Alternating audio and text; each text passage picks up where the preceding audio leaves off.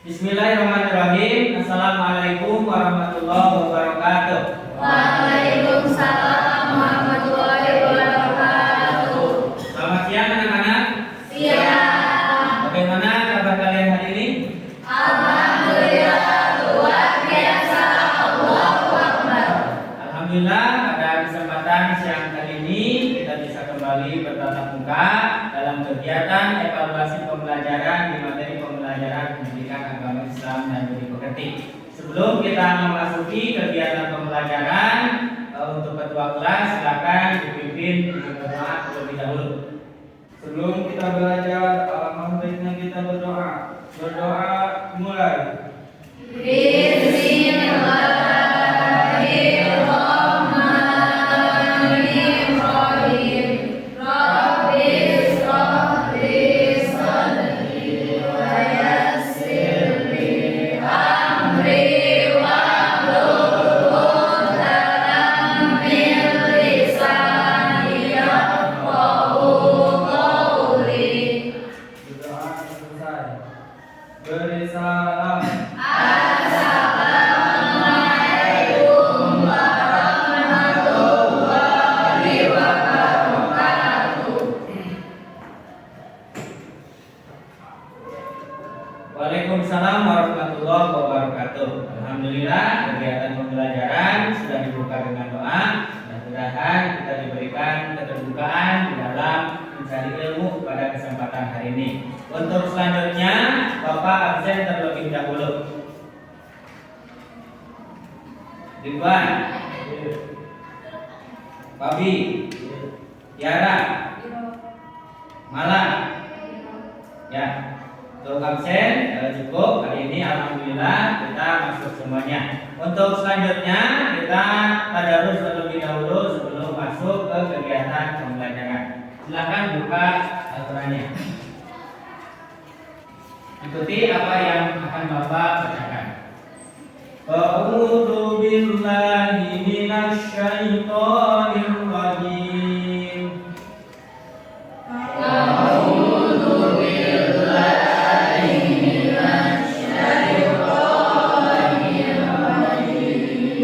Bismillahirrahmanirrahim.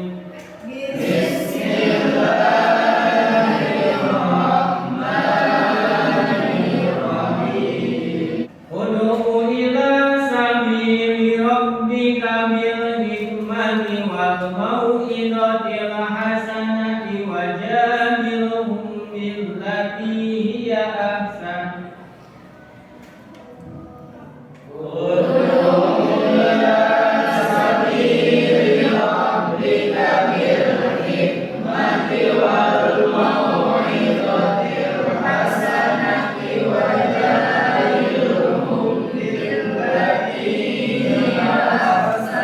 Inna rabbaka huwa a'lamu bima dhalla an sabilihi.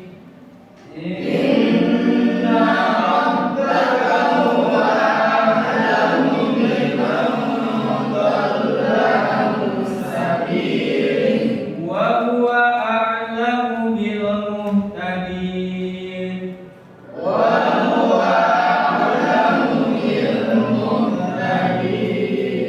Ya, coba terjemahkan.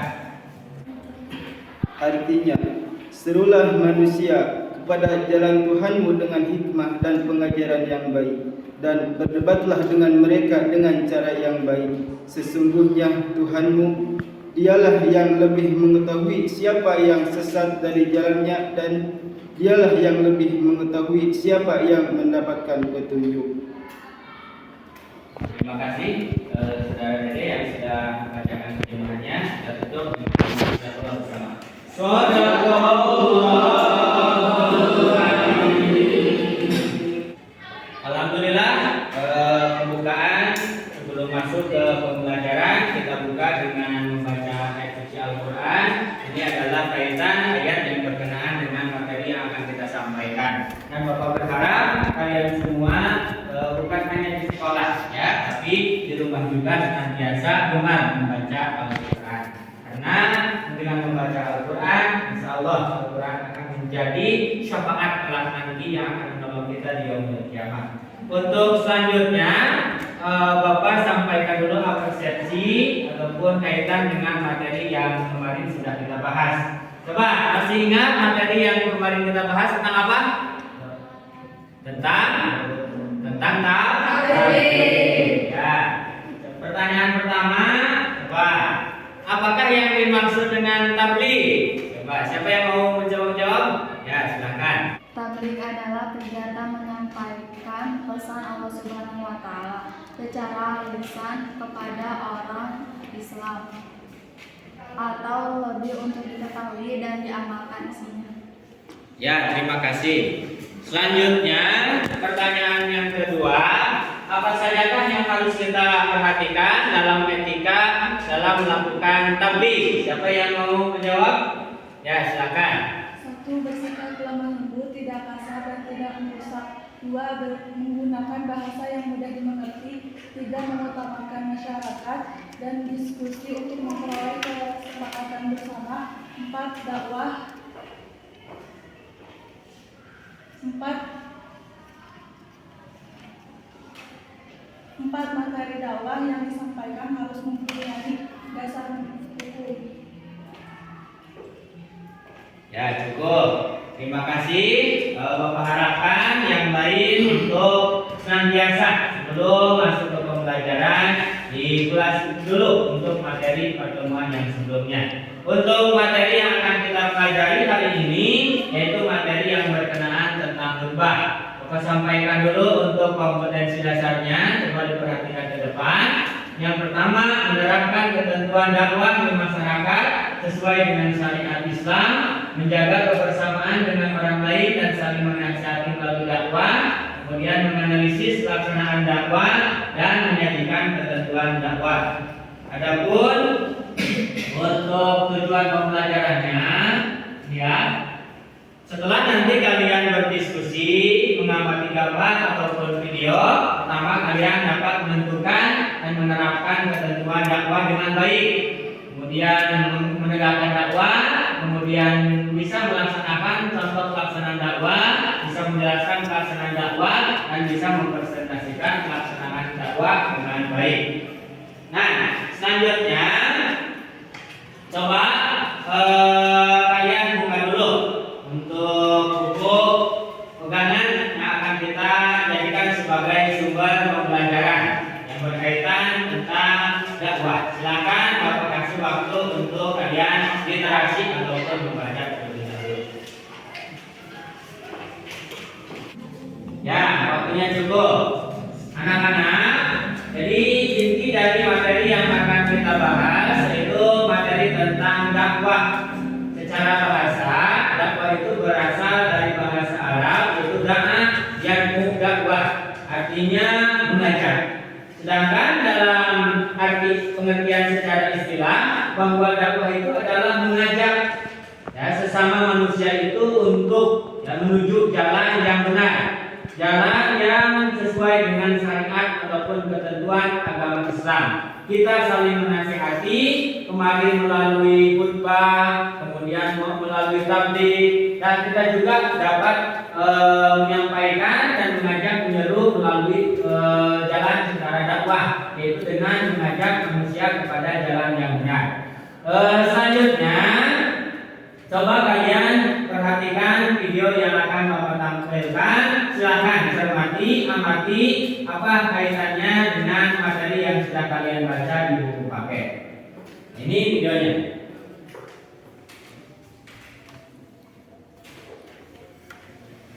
Sikap seorang muslim menghadapi perbedaan yang terjadi dalam agama Islam. Gimana sikap dia, Pak Ustaz?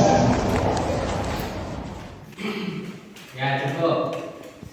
Anak-anak, apakah kalian kenal siapa yang sedang berbicara di video tersebut? Siapa? Apa yang disampaikannya? Tentang dakwah. Yang berisi apa tadi? Perbedaan agama dalam Islam. Nah, sekarang Bapak kasih kalian tugas untuk berdiskusi. Nanti hasil diskusinya kalian presentasikan ke depan dengan permasalahan bagaimana cara kita mengatasi perbedaan paham di dalam agama Islam. Silakan untuk membuat kelompok dan presentasikan nanti kalau sudah selesai.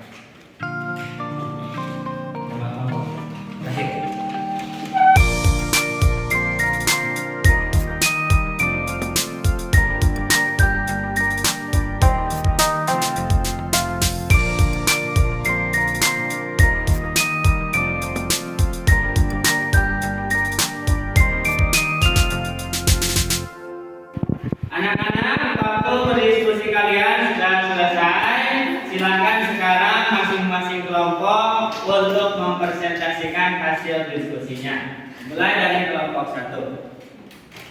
Assalamualaikum warahmatullahi wabarakatuh. Waalaikumsalam warahmatullahi wabarakatuh. Kami dari kelompok 1 ingin mempresentasikan hasil diskusi kelompok kami, yaitu tentang bagaimana cara mengatasi perbedaan paham dalam agama Islam.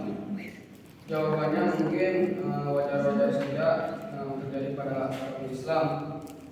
Cara menyikapi keberagaman adalah dengan cara toleransi, yaitu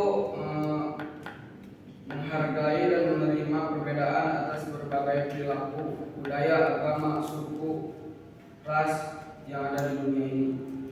Mungkin sekian dari kelompok saya, kelompok kami. Assalamualaikum warahmatullahi wabarakatuh. Waalaikumsalam warahmatullahi wabarakatuh. Assalamualaikum warahmatullahi wabarakatuh.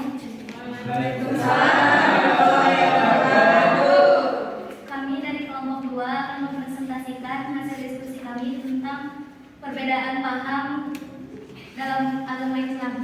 Menurut pandangan kelompok kami, perbedaan paham adalah suatu hal yang logis dan boleh-boleh saja selagi mengikuti syariat Islam dan akan mengikuti paham yang terbaik menurut kami.